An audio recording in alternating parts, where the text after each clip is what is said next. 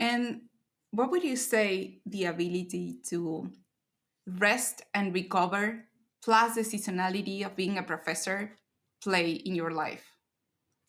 Well, increasingly, I've become a proponent of a philosophy that I call slow productivity, which is a specific definition of productivity that over the years I've just determined fits really well with the human condition. And it's quite different than how most people normally think about productivity.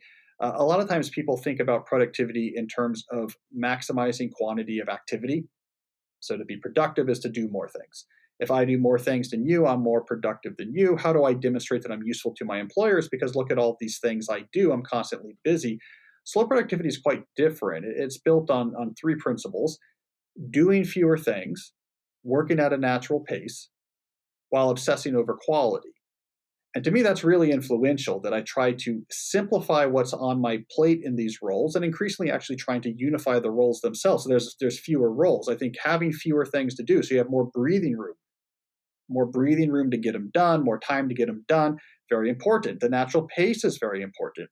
Have a busy period should be followed by a less busy period. A busy part of the day should have part of the day when I'm not doing very much. A busy week should have a non-busy week. So on different scales, having this back and forth, rest and recovery to offset busy periods, to let things take time. This is a really big idea behind slow productivity, that important obligations or accomplishments rather, we don't really know how long it took the person to do. We just know in the end, hey, this thing was really impressive.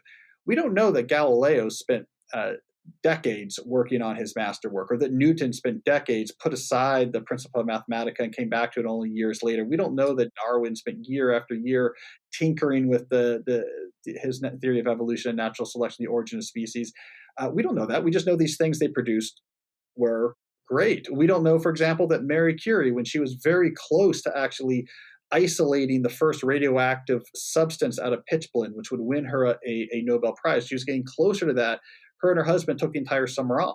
Like, oh, we're going to go to France and we're going to play in the countryside. No one knows that. They just say, hey, you won a Nobel for this good work you did. So this, I think in the moment we feel that if we're ever slowing down, then somehow we're falling off some pace.